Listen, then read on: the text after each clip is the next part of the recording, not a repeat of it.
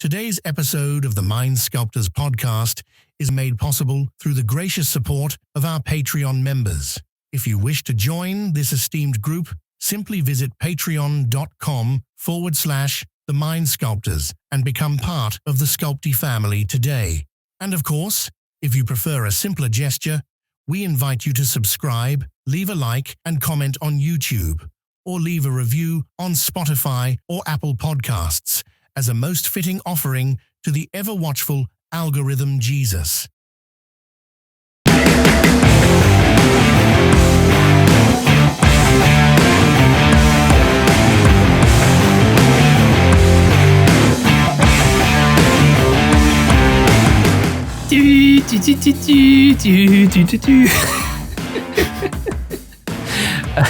need to tell you the bit I was actually going to think about doing.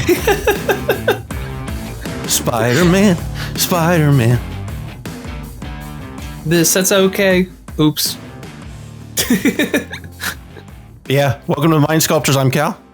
Hello, everybody. I am your other co-host, Ian, and today we're swinging on into some Spider-Man cards. Thwip. There are some cards in this set I absolutely love, and some cards in this set that are technically here, and I'm excited to talk about all of them. Yep. I love Spider-Man. Spider-Man's like one of my favorite comic book characters. So this is like really, I was nerding out about this quite a bit. In our group chat, it was funny because there were multiple instances where, I don't think it was you. I think like, I know one of my friends in a different group chat was like, oh, I didn't know that they're doing like, just like cool alternate versions that aren't really from the comics. And I was like specifically around Gwenom. And I was like, oh, no. Like most Marvel characters have bonded a symbiote at some point or another. Yeah. I believe that was Jeremy. Yes. Like, oh no, that's a thing. Hell yeah. So yeah, I'm excited to talk about these. I was going to wear this hoodie for my Gwen Stacy hoodie for this, but too hot. It is too hot in my office. So I apologize. Do you remember those Marvel Snap ads where it was just like the guy who did them, and he'd be doing like the Spider-Man reporter like thing, right? He'd be like, new Spider-Man card. Like that's what I was thinking about when we started to talk about this set. You know what I'm talking about? It was a very specific period of time where like that was all my YouTube feed would allow. No Spider-Man. Yeah, exactly. Like I play card games, so my YouTube feed is like, you must fucking love Marvel Snap, and I'm like, Jesus, no. Like I'm the one who loves Marvel Snap. Yeah, exactly. So anyway, we're going to be talking about not Marvel Snap. We're going to be talking about Marvel and Magic's first crossover here, first crossover set, I should say. And this is Spider-Man MTG. And so we're going to look at some of the commanders for this set. And kicking it off for us here, we're going to start here with Lady Octopus Inspired Inventor. This is a 1 mana. It costs 1 singular blue legendary creature. It is a human scientist villain creature type. It's a 0/2 and says whenever you draw your first or second card each turn, put an ingenuity counter on Lady Octopus. And then it has an activated ability where you tap it and you may cast an artifact spell from your hand with mana value less than or equal to the number of ingenuity counters on Lady Octopus without paying its mana cost. This is really cool. I mean, for a number of reasons, right? Like, I mean, it's just like the Aether Vial likeness of this, I think, is in and of itself very cool. But one of the things I really like about it is that it doesn't sneak things into play. It actually casts them, which is like actually kind of relevant because there's a handful of artifacts where you care about cast triggers. Can you go over that part? Because I see that as a strict downside. So I'd love to hear some of the ones you're thinking about. So here's all the ones I can think of are big off the top of my head. I think it is a downside generally. Yes. Okay. I will say I don't think it is as big of a downside as maybe some people might think it is. Sure. Reason being is that you're not really paying any mana to do this. Mm-hmm. and you're in blue. So like if you need to protect it, you can. Yeah. You know, I the immediate thing that I think of, and I can't remember the name of it, it's played in Tron. It's that big 8-mana Cityscape Leveler is the card that, I believe that's the card. Yeah, is when you cast the spell and whenever it attacks, destroy up to one target non-land permanent. And its controller creates a tapped Power Stone token. Yeah. And like that's one of the cards that like has that cast ability that's on it. And so like there are things like that where, you know, casting does matter. And so I do think it can be relevant. And I will say, like, there are specifically cards, and this is where I think this card becomes kind of interesting, is like there are cards like Chakram Retriever, right, which specifically allow you to untap a creature when you cast something, right? So like hypothetically, you could just, you know, start just tapping, casting, untapping, casting, and this does break timing restrictions, right, which I think is kind of interesting too, right? Is this maybe perfect? No, I don't think so, right? But like, I think there's some interesting stuff that you can do with caring about this as cast triggers. Now, I will say, like, gun to my head, do I play this versus Joyra Ageless Innovator? I think I almost always play Joyra. Oh, for sure. First, right? Because Joyra just puts them in, gets two counters, gets access to another color, think this is. I know we're talking about it in the commander section, but I really think it is going to be a better 99 card in decks like Joyra, both Joyras, right? Like I think in both Joyras, it really fits in nicely. I think in especially card draw Joyra, it's actually pretty attractive, right? Because it really does what that deck wants you to be doing, right? Which Ageless Innovator doesn't do. Yeah. So, yep, that's kind of it. And, you know, there are some other cards that you can play with this that care about casting artifacts that make other artifacts or things or whatever happens whenever you cast them. If depending on the deck that you're in, you could be playing something like Jeskai Ascendancy. You know, like there's a lot of stuff that you can do with this that I think is really interesting. I actually think doing some sort of Jeskai, I'm sure there's something with Jeskai Ascendancy because you get that cast. Oh yeah. Ability with it. And so you could presumably begin to like, you know, you will get capped at however many ingenuity counters are on it. But with that being said, you're still going to be able to turn through quite a few things. Right. Well, what's kind of interesting too is that like if you look at the old Jeskai Ascendancy combos that have existed in cEDH in the past, right? A lot of them use Retraction Helix to bounce a 0-drop back and forth, right? But with this card, what's kind of interesting is like it allows you to hypothetically, you know, for example, go off of like a Soul Ring, or I guess you could always use a Soul Ring, but like, you know, an Arcane Signet, right? Something that's not necessarily mana positive, but is something that you can cheat in with Lay the Octopus. And you don't need a fucking Retraction Helix in your deck. Well, I think you would still need a Retraction Helix for this part specifically. I don't know. That's if you have this and you have like if she's out and you have what's it called, Jeskai Ascendancy, not necessarily because it's its own. Like you don't need it gets untapped by the Jeskai Ascendancy.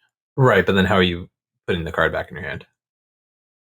Oh, that part of it. Okay. I see. Never mind. I was thinking about the part where you tap to untap the creature. I was thinking of a different combo with that card. Anyhow, Gwen Stacy. Gwen Stacy is a 2/1 human performer hero that costs a generic and a red and says when Gwen enters, exile the top card of your library. You may play that card for as long as you control this creature. And then for 2 generic, a blue, red, and white, you can transform Gwen Stacy and activate only as a sorcery. The backside of Gwen is Ghost Spider. That is which by the way is the actual name of Spider-Gwen, is Ghost Spider. She also goes by Spider-Woman depending upon the comic, but Ghost Spider is generally what her name is. She is a 4/4 spider human hero that costs 2 generic, a blue, red, and white, and has flying, vigilance, and haste. And it says whenever you play a land from exile or cast a spell from exile, put a +1/+1 counter on Ghost Spider. And then you can remove 2 counters from Ghost Spider, exile the top card of your library, and you may play that card this turn. What are your thoughts on this, Ian? So this one's really interesting, right? I was literally working with a client on this deck last night. Okay. And so the idea is that the outlet for Gwen isn't amazing, right?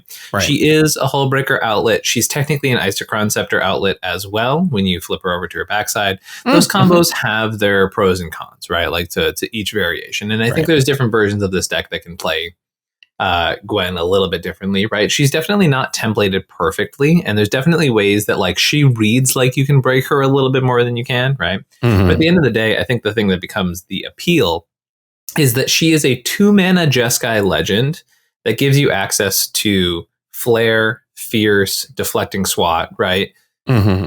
And kind of like a Turbo Breach plan plus an outlet in the command zone. Not a fantastic outlet, but still an outlet. It is an outlet, right? Yeah, like, exactly. And so like it's kind of like I don't think Jeskai has. Yeah, like the closest thing we have to this is basically like Rog Ishai, right? As far as the early thing that turns those things on. But like Gwen actually has real lines of text, which I think is cool, right? Like I think it's, you know, turning on Mox Amber and Flare of Duplication. Like there's a reason to play this commander in the zone, right?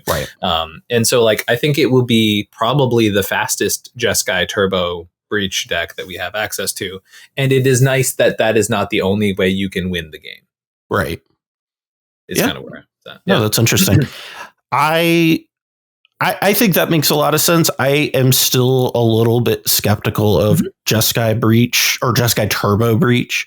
Kind of in general. I think it loses a lot of consistency without black. It does, which is why also like I'm like the version that my client and I worked on was like definitely much more the case of like they're just leaning into the blue-white stuff, and instead of necessarily going Turbo Breach, it's much more the case of like by having Gwen in the command zone, the amount of times you can have things like a turn 2 Smothering Tithe or a turn 2 Ristic, and like she not only turbos you to win hypothetically, but she also turbos you to grind quicker than other decks are capable of doing, which I think is a very that's a really good pitch. That honestly, I think that especially in this climate, I think that's a really good pitch for a commander.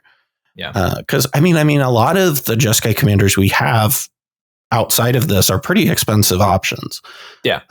So having a Jeskai commander that's 2 mana is very attractive. I'm interested to see what it does. I love Gwen. She's one of my favorite Marvel characters. To hear you not more excited about this deck in general. I am very excited about the card. I love Gwen. She's one of my favorite like characters in the story, specifically her version where she is Ghost Spider. But like the card to me in general, I was not super excited on, but I do like see the appeal. So next card. This is an interesting one. Yes, for sure. We spent a weird amount of time talking about this card. Yes. Because I'm sure somebody will try it. I don't even know if it's good enough to get played, but I think it's like interesting enough, right? And that is Jackal Genius Geneticist. This is a 1/1 human scientist villain that costs a green and a blue and has trample, and whenever you cast a creature spell with a mana value equal to Jackal's power, copy that spell except the copy isn't legendary, then put a +1/+1 counter on Jackal. So like this is really, you can do some stuff with this. What are your overall thoughts and opinions? It's one of those cards that you read it and you go, that's fucked up, and I don't know why. Like, that is a nasty line of text right there. Like, that is very powerful. But I'm not sure why, right? I'm not sure how. Yeah, exactly. Like, the alarms in my head are going off. Right. Right. And so like, scaling, because what the cool part is like, you don't have to scale upwards, right? Like you don't have to walk up the steps that is Jackal's scaling ability, right? Like you can always just fucking invigorate your commander and then be like 2 5-drops. But like, you know what I mean? Like there's always that option available to you, right? But I don't know. It's so weird. Like you and I both literally, as you mentioned, like we're looking at this thing going like, there's something here. We don't know what it is, but there's something. It's doing stuff, like I think it's super interesting. The specifics. It feels like a deck you and I would love brewing together because I feel like it is the type of like puzzle we really enjoy. And to be clear, like just playing Simic good stuff and then being like, I think it's the stupid Tim Robinson bit with the 55 burgers, 55. Like for me, it's like 2 Birds of Paradise, 2 Flesh Duplicate, 3. There is something to be said. Where you could. I'm going to get hung for this, but you could compare it extraordinarily loosely. I want to emphasize this, that I understand the difference between the cards. But it has some similarities to Kinnan in its ability to double your mana dorks, which I think is a relevant piece to that, right? Like it doesn't have the ability to do that with your, what's it called? With your mana writ large. But I'm just kind of like looking at this and I'm like, okay, well, let's even say I play Kinnan in the 99 of this. Oh, well, I can have 2 Kinnans. That's interesting, right? Get 2 Birds of Paradises off jump with this, right? So 2 Kinnans would not end well, but yes. What? 2 Kinnans, because they would. Oh, no. No, they're not legendary. Oh, fuck. That's what I mean. This card, that's why I was saying, I'm like, it's a little like Kinnan in that, like, it can just make all your mana insane. It's kind of cool. I don't. Biggest problem with it is going to be controlling the power, though. I think like that is absolutely the weird part, right? Which is why wonder is comparing this to like Volo is the other problem, right? Like, right. And Volo hasn't seen shit for play, right? Well, like, and that's the weird part, right? Part of the issue with Volo, though, right, is like, if I recall correctly, is you have to pay in order to make it do a thing, don't you? No, oh no, it has to share a creature type with a creature you control. No, it can't share a creature type with a creature you control. Yes. Let's also acknowledge the fact that it's 4 mana. Yeah. And I think the fact that this is 2 mana is like why we're talking about this, because heard.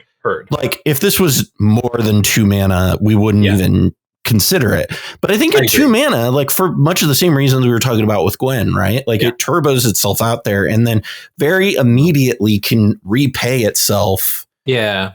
Like, I think there's something there. Yeah. I don't know, but I feel like there is potential there, right? Like, I think like what I think the key to breaking this will be, and like once again, this can be like a later when we actually try and work on this thing.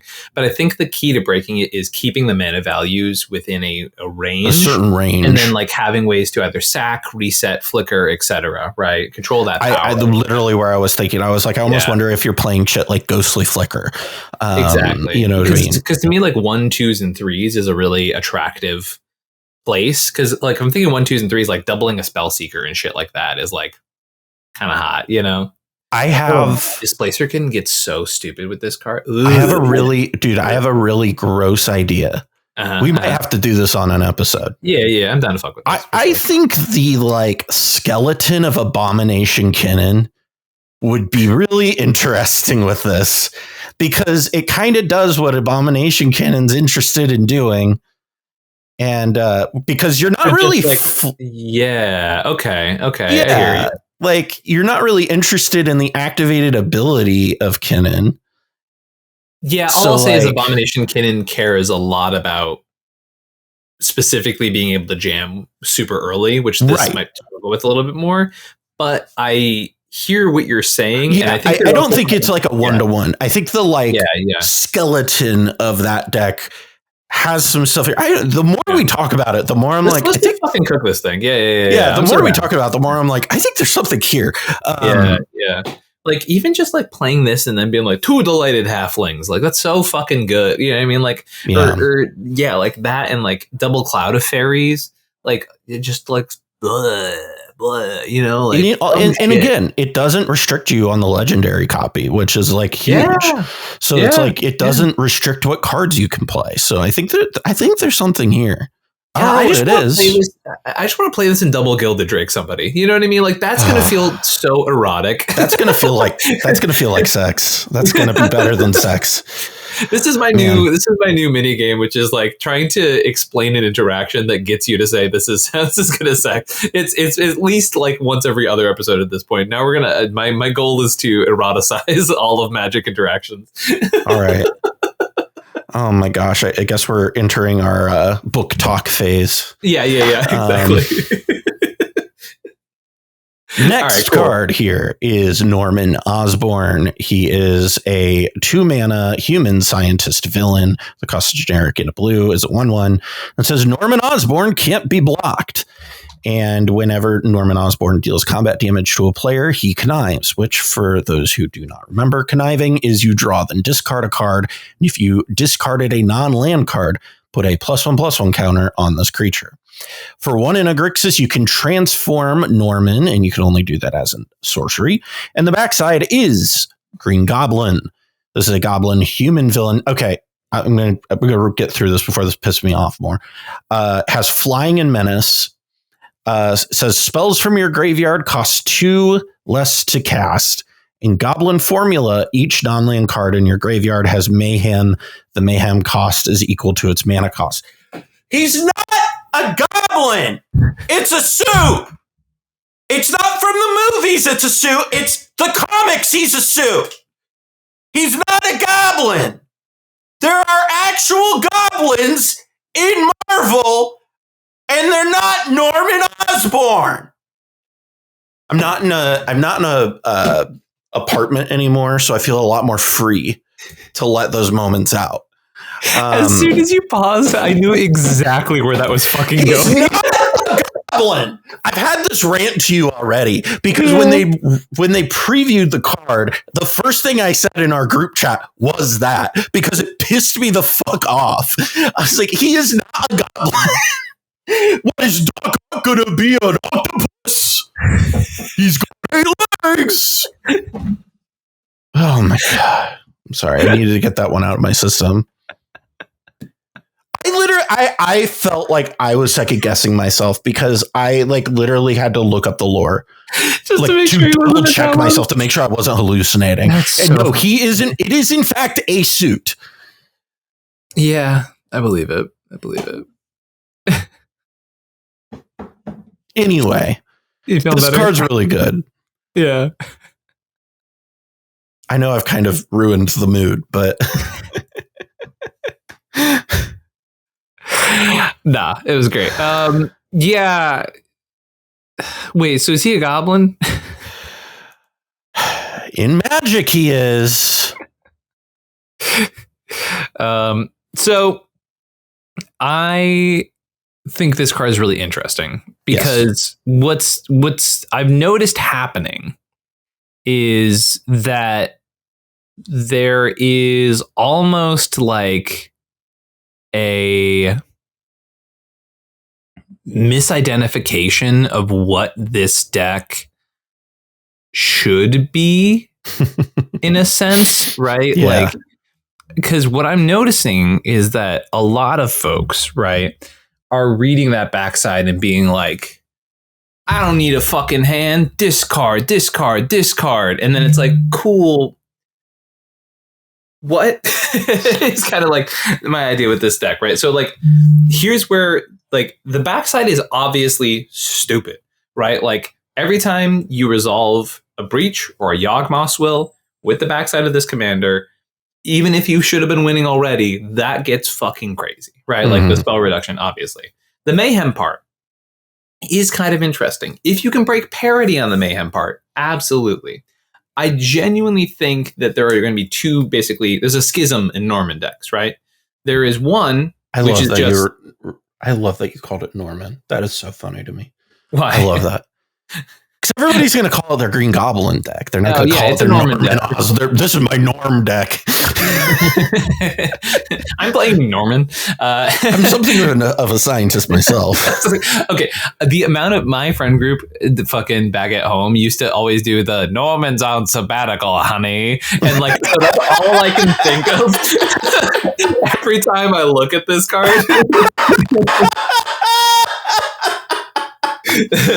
I love those movies so much. So good. So good. The Sam Raimi Spider-Man movies are great.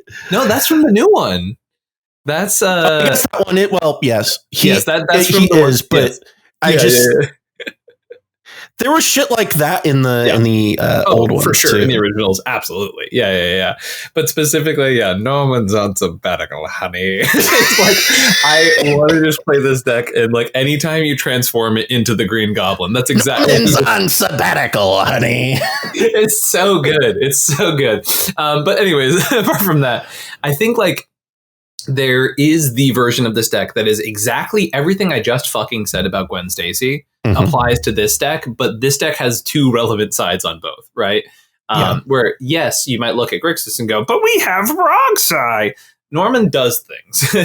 It's also like Norman has text on it. Norman has text. Yes, exactly. First of all, it is a Hull Breaker outlet too, right? Like Infinite Connives is loot through the whole deck, which is fine. What? Guess what? You're a breach deck. Like you just. How are you getting Infinite Connives? By bouncing and replaying Norman. Oh, it's combat damage. Never mind. Cut that part.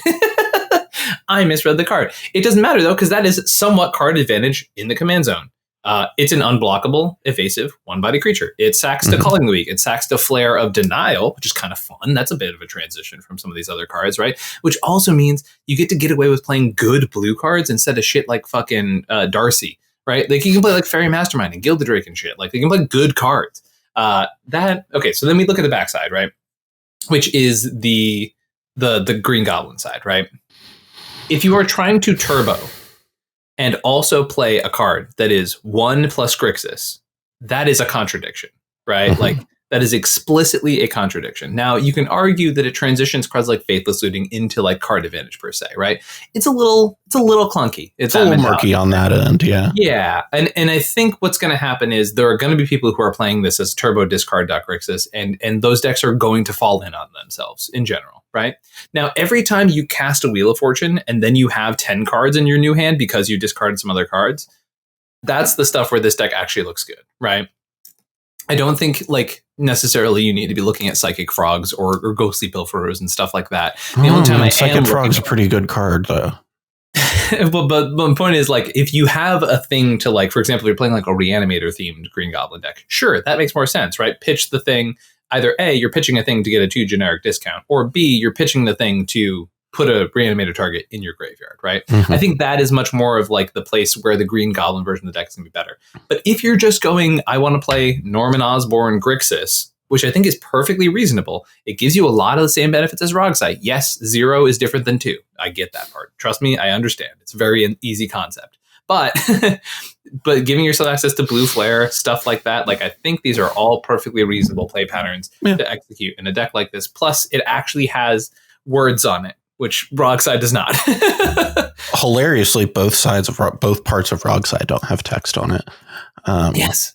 Yeah. Agreed. Imagine Rogsai, but with an actual commander. Yeah, that's kind of where I think this deck goes. I think it's like actually pretty solid. I just think like it is going to be very easy to play this deck poorly. Oh, so, for sure. If you want a Grixis mid-range deck, play Kefka, right? Like that deck will always do what this deck does better. If you want to specifically build this deck and recognize the places that it is strong and the places that it is weak, that is a much better avenue for this deck specifically, right? Yep. Next card. It's your boy. It's Peter Parker. This is a 0/1 human scientist hero that costs a generic and a white. And it says when Peter Parker enters, create a 2/1 green spider creature token with reach. for a generic one generic in Bant, transform Peter Parker, and activate only as a sorcery. The backside is Amazing Spider-Man. This is a 4/4 spider human hero that has vigilance and reach, and says each legendary spell you cast that's one or more colors has web slinging Bant. And web slinging is you may cast a spell for its web slinging costs if you also return a tapped creature you control to its owner's hand. Now, I know you might be thinking, now, Cal, you got really mad about Green Goblin being a goblin, and what are your thoughts on Spider-Man actually being a spider? And here's what's really interesting about that. He does have spider DNA. That's how he got his powers. Yeah. Thank you for coming to my TED Talk. If you're watching the video version, and you may have seen me just start giggling to myself, it's because I'm a child and my brain went, Peter Parker, I hardly Peter Panower.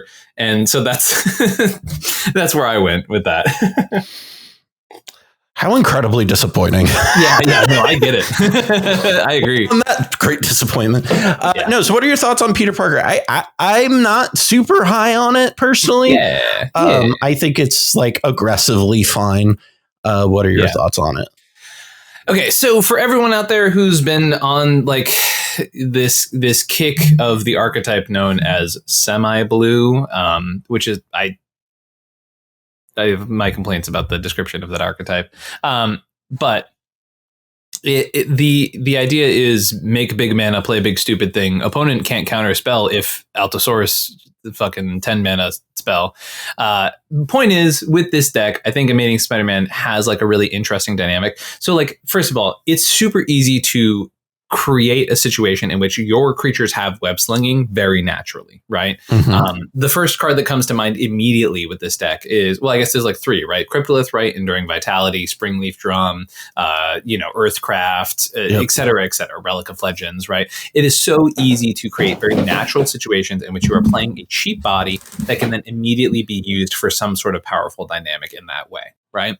And for me, this is a mid-rangey, oppressive, big stupid legend, like basically kind of Kinnan-esque, right? Okay. But in my opinion, it's like a little bit easier to set up, right? Like the Amazing Spider-Man side isn't as good, but like if half of your game plan is devoted to this concept of like, I'm just vomiting things out and tapping them for mana, then I don't really care about the Bant cost or the Bant activated ability for web slinging, right? And the ability to, and especially one of the reasons I keep talking about the hasty versions, right? Like Earthcraft and Relic of Legend especially, it's because you can replay those things and immediately tap them for more web slinging costs, right? Which I do think is a very attractive prospect for these things, right?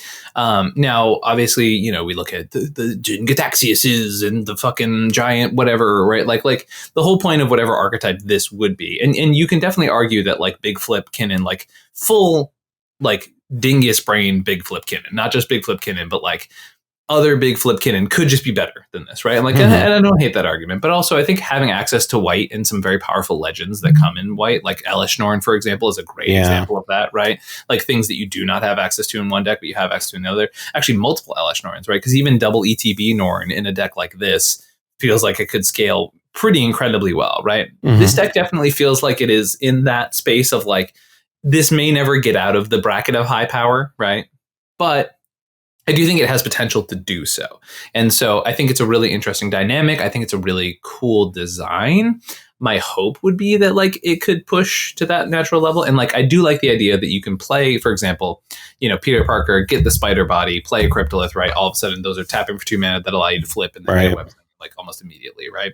So is it the perfect deck? No. Do I think it has potential as sort of a like, hey, let's just drop a bunch of big stupid legends out of our hand and like try and oppress the board strategy? Yeah, I think it could be kind of interesting. And like there's so many redundant pieces, right? Like you can play Kinnan in the 99, right? You can play pieces like Lurking Predators if you're trying to be higher. Like those things can exist, right? In the deck, and having access to Bant gives you more tools, right? Yeah. I don't have a lot to say about it. I don't know if I were going to be building a deck from the set, if this would even be on my list of decks to build. Sure. I just think Kinda where I like feel. even like Glare of Subdual is like a really interesting piece to like tech in stuff for there, right? Like, yeah, I think it has potential. I think like it's the best deck in the format. No, like, but I think, you know, if you want a Spider-Man deck from this set, it's probably one of the better ones in my opinion. Next card. This is Eddie Brock, human hero villain that is a 3/3 that costs 2 generic and a black. It says when Eddie enters, return target creature card with mana value 1 or less from your graveyard to the battlefield.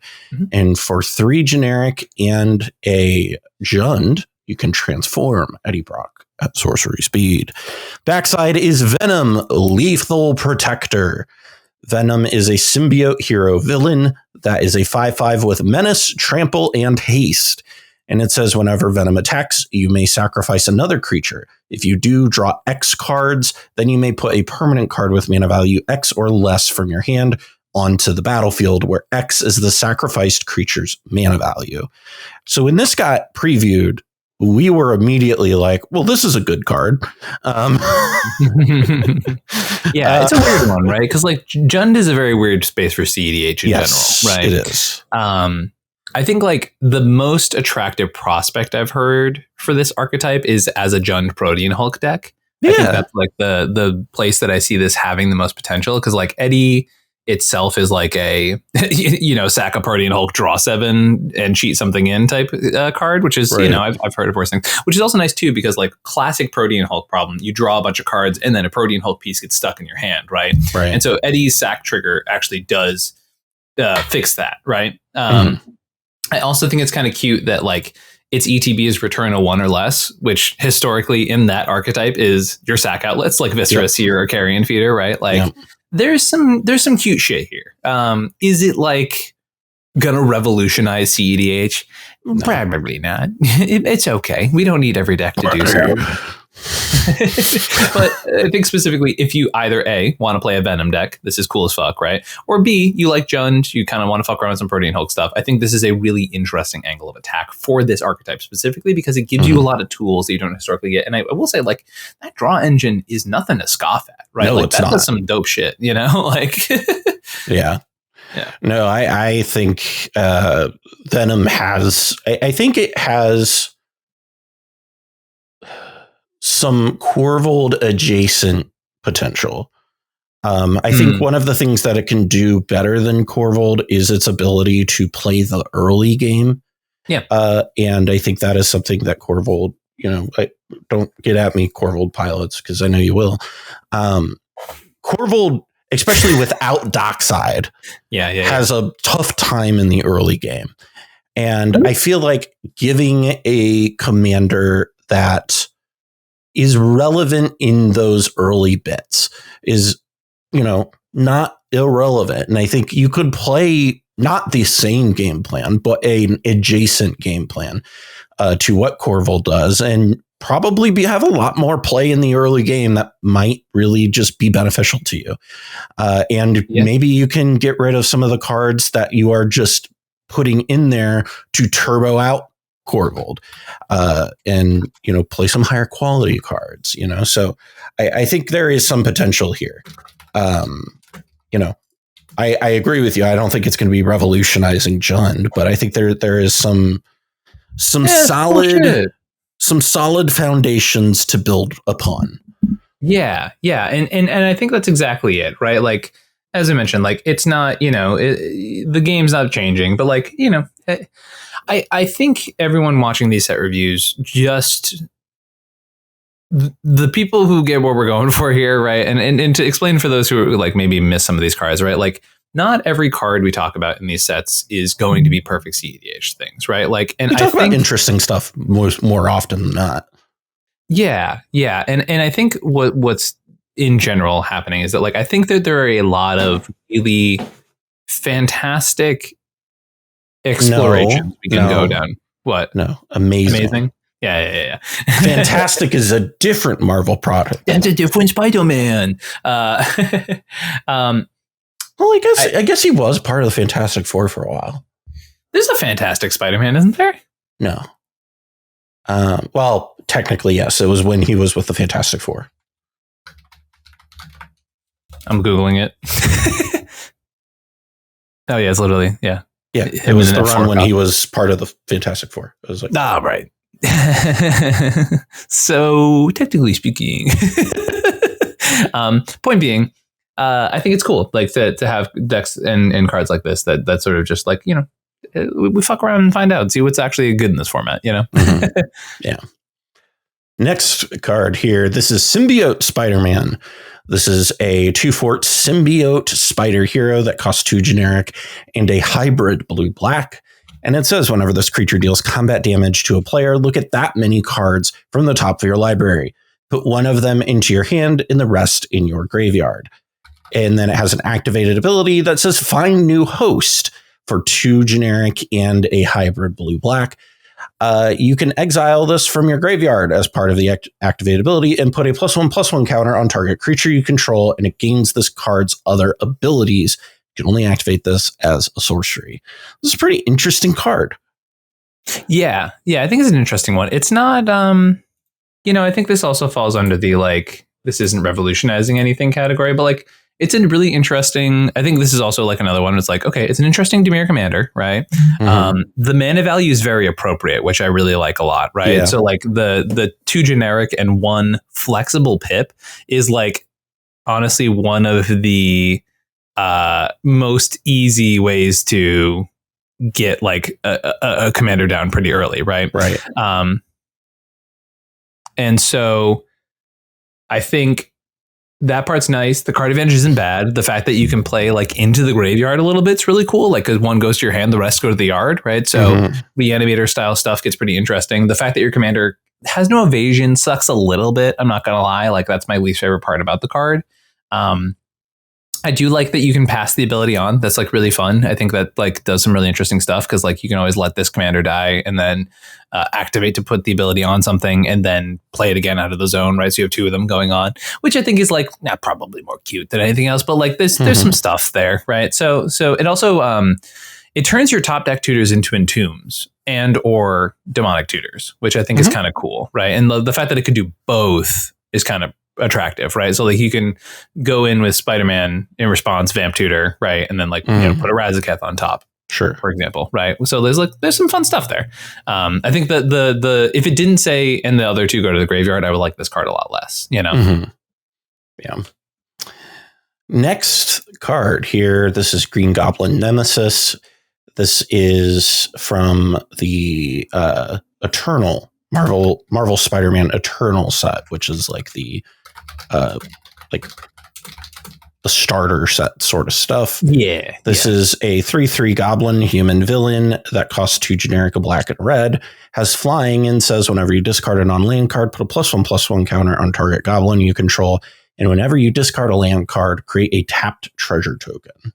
So one thing I think is kind of interesting with Green Goblin is like you do kind of like, obviously the 1/1 counters mode isn't necessarily like super crazy, but I can imagine a world in which you're like doing like a crazy wheel thing and like you get a little Voltron-y, like, I don't know. This is definitely one of the more skeptical cards I have on this list, but I think that it's still like interesting to talk about. But I do think the when you discard a land, create a tap treasure mode is pretty hot. Especially if you ever get something like an Amulet of Vigor out on the battlefield, like it gets very crazy at that point. Because whenever you discard a land, right, like it's not one or more lands, right? So you could, you know, hypothetically pitch like land after land after land after land and just like make a sort of comical amount of mana off of this, right? So then all of your wheels, your burning inquiries, your stuff like that you're already sort of maintaining somewhat of parity with, right? Right. They get like very attractive here, right? Like, you know, do I know that this is like some crazy shadow bag style deck or anything like that? No. I don't know. Maybe it's probably nothing super nuts, right? But like it's fun. I think it'd be kind of interesting to like explore as like a very interesting Rakdos option. But like, as I said, it's one of the softer endorsements we have here in today's episode. Also, I don't know that like any sort of goblin combos exist. I guess you would need like a persist creature and something to discard, which I don't think is anything. But like, there's some fun stuff there, you know. Cool. I didn't add this one to our set review audience. Yeah, that was a Phoenix one, but I kept it on there because I was like, we can kind of cook. Sure. Did you add Superior Spider-Man? Yeah, I did, motherfucker. Are you kidding me? Oh, great. Okay. Superior Spider-Man. First of all, before we get into this card, I do want to say this is one of my favorite Spider-Man runs. are you familiar with the Superior Spider-Man story? I am not. No. So the Superior Spider-Man story is the TLDR is that just as Otto Octavius Doc Ock was dying, he swapped minds with Peter Parker. And so he was jumps into Peter's body, and Peter dies as Otto Octavius. Okay. But what happens is that Otto also gets all of Peter's memories and decides to become a good guy because of it. And then just keeps being on Spider-Man. And some of the best like jokes in like parts of Spider-Man are in the Superior Spider-Man comics. Some of his interactions with Deadpool are fucking hilarious. Okay. So yes, Superior Spider-Man is like one of my absolute favorite Spider-Man runs. So I had to talk about that before we got into the card, because I was literally talking to people beforehand before they had spoiled this, and I was just like, if they do not do a Superior Spider-Man card, I'm going to lose my fucking mind. It is so fucking cool. So anyway, Superior Spider-Man is a 4/4 spider-human hero that costs 2 generic, a blue, and a black. It has Mind Swap. Get it? You may have Superior Spider-Man enter as a copy of any creature card in a graveyard, except his name is Superior Spider-Man, and he's a 4/4 spider-human hero in addition to his other types. When you do exile that card, do you get the mechanics of the card now? Yeah, actually, that's pretty clever design. I like that a lot. It's pretty fun. So you are excited about this card. What are your thoughts? So to me, this reads like everything I wanted Mimeoplasm to be, historically speaking. Okay. Right? Like, I love the idea that this is just a reanimate on a stick, right? Mm-hmm. So first of all, if you have any mill your entire library combos, GG's, it's a Thassa's Oracle. Nice try, nerds. Moving on, right? Because it chooses to enter as a copy of that thing. The exile is the only actual ETB effect there, if I'm not mistaken. This is a 1-card combo with like a stupid amount of cards, right? Like, which is I actually don't think it's an ETB at all. It's all one line. When you do exile that card, though, that's the when trigger, right? I think that is a trigger. It might. Yeah. So like everything happens, but specifically the exile part, I believe, would go on the stack, and then I believe any ETBs would actually resolve over that, unless I'm crazy. I need to see set notes to know specifically how that will work, if I'm being honest. I actually kind of want to look at the set notes for this just generally, because there's like a couple cards I'm like, But yeah, anyhow. Yeah. So point being, except his name is Superior Spider-Man. Okay, so that's kind of an interesting part too, because like if you did Hoarding Broodlord stuff, you wouldn't keep both sawed in half copies of the Broodlord, but like it doesn't matter necessarily as much, right? But like basically the whole point is like Entomb, Unmarked Grave, any of those cards are just immediately 1-card combos with your command zone, right? Like Entomb, play your commander, and now it's a Razaketh or Hoarding Broodlord or like all of that kind of stuff, which I don't think Demir's really had an option like this. Ever, except for like if you count like Lazav the Multifarious, which is just like so much worse than this in like a lot of different ways. And like the fact that you can play like a Dimir mid-range game and then just at some point be like, cool, end step, fire off an Entomb, now I can win the game, is like, it's from a graveyard too, which is what's interesting about it. So like if any point in the game you want somebody else's cards, you can get it. And I also think this has a really interesting interaction with like flicker effects, because you're able to flicker it and have it come in as a copy of something else. And so I think there is some interesting stuff there. I do think you have to be careful because of that exile part there. Oh yeah, absolutely. Absolutely. But I agree with you. I think there's a lot of upside with this commander. And there's also like, I've been saying for a long time that like the package of playing in non-breach decks, right? In decks that don't have access to red, but still the package of like Brain Freeze, Yawgmoth's Will, and Mnemonic Betrayal in decks that don't get red. In this deck, it feels like even more kind of crazy. Like you get like extra little endorsements of like being able to play all of those packages together. So I think there's something really, really attractive about that, which I think we can definitely like utilize and abuse with these decks for sure. Yeah, 100%. God, I love Spider-Man so much.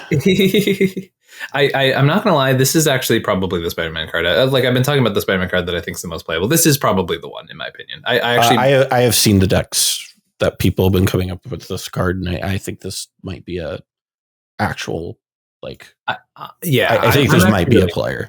Yeah. I would be very likely to test this deck for sure. And you might be wondering what we're talking about, and this is Gwenom Remorseless. Gwenom is a 4/4. Oh, I was talking about Superior. You were talking about Superior Spider-Man. Yeah. I'm talking about Gwenom. Gwenom is my favorite card from the set, period, and I'm going to geek out about it in 20 seconds. So you read it. No, Superior Spider-Man, I do think has some upside. I do think it is a very you and I built deck. Yeah. So Gwenom Remorseless.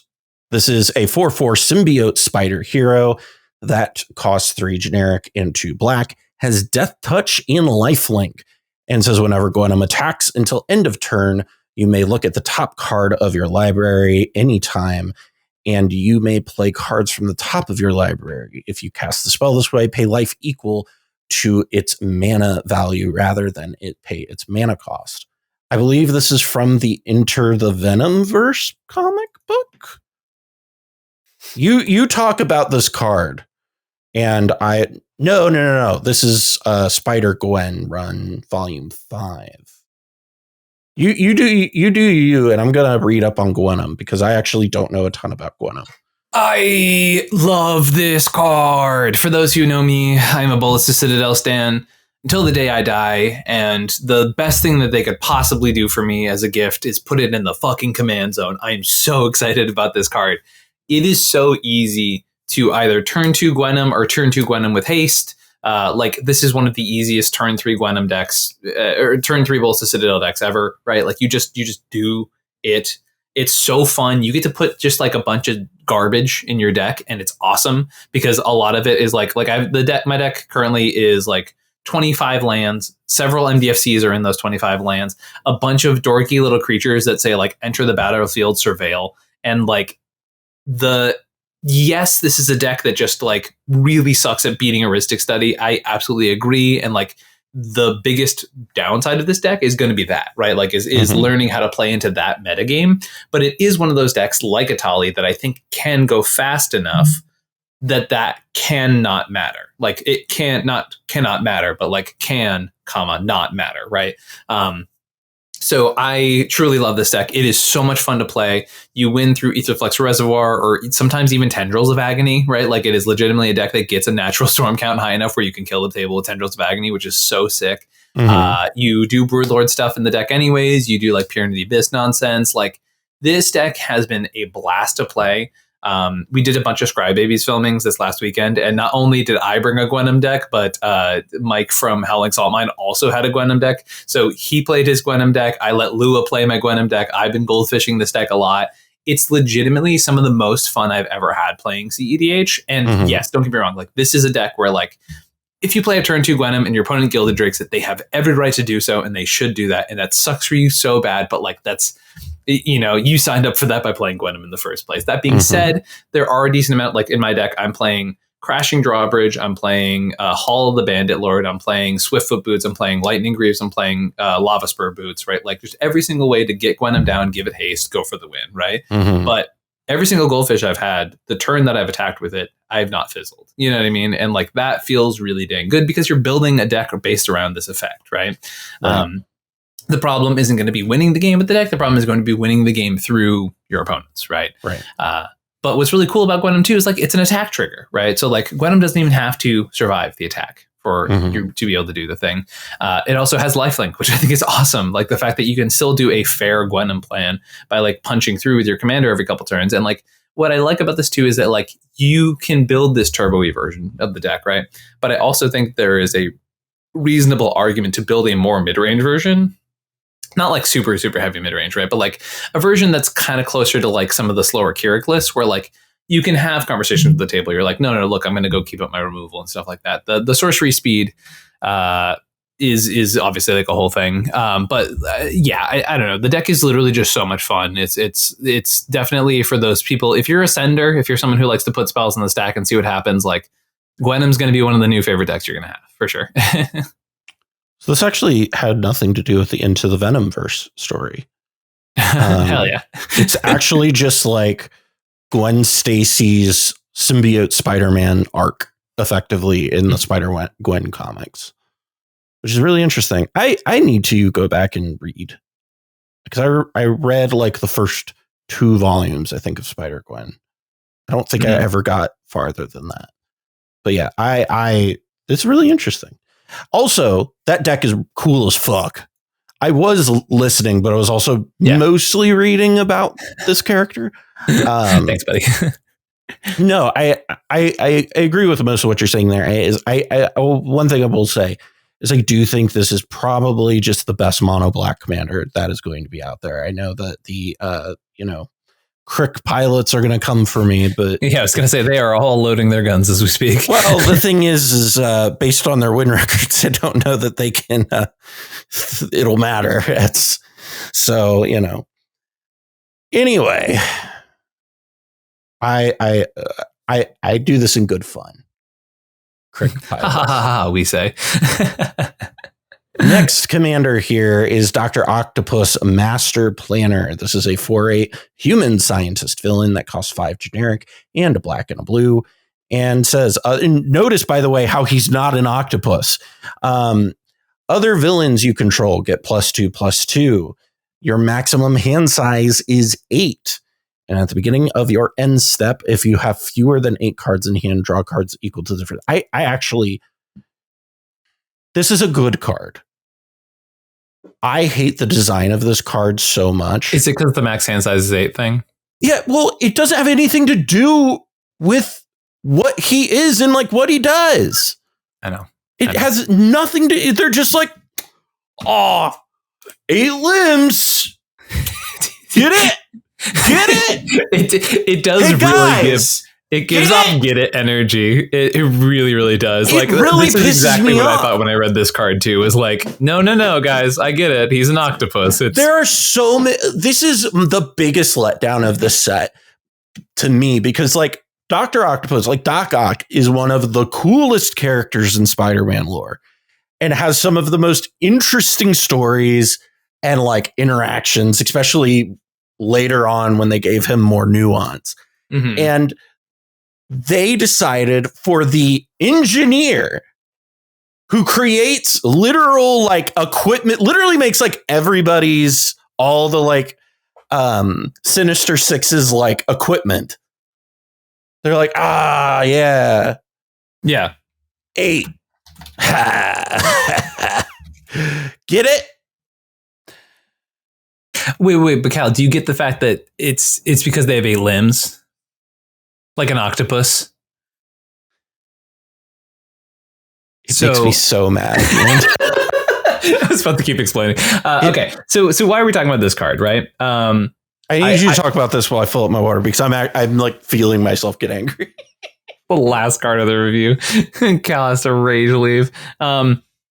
The interesting part about Doc Ock is actually the last line of text, right? Which is at the beginning of your end step. If you have fewer than 8 cards in hand, draw cards equal to the difference, right? So classic turbo thing that happens, right? Or, maybe even if we're talking about Dimir mid-range, whatever it might be, right? Is like you've expended your resources, you've expended your rituals, you've tapped your Grim Monoliths, all that kind of stuff, right? And now you're stuck with a bunch of mana and you sent the Adnons, you sent the Pure into the Abyss, you sent the Necropotence, you sent the Hoarding Broodlord, whatever happens. You tried, you did a bunch of stuff, and then it fizzles, right? And then you're stuck going like, okay, how do I recover from these things? And what we like about Doc Ock is the fact that like, if you're stuck with a bunch of mana, nothing to do with it, you play Doc Ock and you go, cool, refill full grip. Now let me try and win next turn. Okay, that didn't work. Great, move to end step, refill full grip, try to win this turn, right? It's a one-sided wheel every single turn. It basically gives you a certain level of inevitability where you get to go like, cool, try to win. Damn, that didn't work. Anyways, cool, try to win. Oh, damn, that didn't work. Anyways, here, cool, try to win. I think that is like the real appeal of this commander is like, it just gives you the ability to basically like, it is the sledgehammer that you get to pick up and try and swing at your opponents every single turn. And if it doesn't work, that's fine because you get to go, cool, my sledgehammer's still here. Round 2, like it's heavy, it's wieldy, it takes a full turn cycle to recover from these things, but it allows you to just keep just swinging at it until something breaks. Yep. Yeah. I was listening to you the whole time. But so the one thing I really like about this card is the fact that I'm gonna kill you. Know where you live. Have you thought about 8 Cal? I don't know enough about Stranger Things, but I imagine this is how the Stranger Things fans felt when they were like 11. Max hand size is 11. Look at our wits. I do think it is kind of cool that the power and toughness of this card I do actually like as a representation of like how Doc Ock works, in the sense that like sure, yeah, they're an intellectual, and it would make more sense the other way around, but sure. You think so? I think that they're a more defensively inclined villain, aren't they? Right? Like those tentacles fuck shit up. I did not know where you were going with that. You got a smirk and you started being like, those tentacles. I was like, where the fuck is this going? The issue is, from, experience, it's hard to talk about tentacles without, Fuck! I wasn't even going there, but you introduced the joke. So I just, I took it to the logical conclusion. Thank you for that setup. I really appreciate that. Yeah, we logically finished. That's Ian. If people would like to talk to you about brewing any of these commanders, how can people get a hold of you? Listen, if you want bruises, get me brews with Spider-Man. That's all I got. Anyways, yeah, if you want coaching, like it was J. Jonah Jameson, get it? No, got it. It sounded like Rick at first. It was a little Rick. They're kind of the same character. No, they're not. Not even kind of. Morty, get me pictures of Spider-Man. If you know who are two similar characters? Bugs Bunny and the Pope. They're real similar. You know who's really similar? Max from the Goofy movie. and Chewbacca. They're really similar. Anyways, if you want to take your cEDH game up to the next level, if you want to, improve those numbers, I have to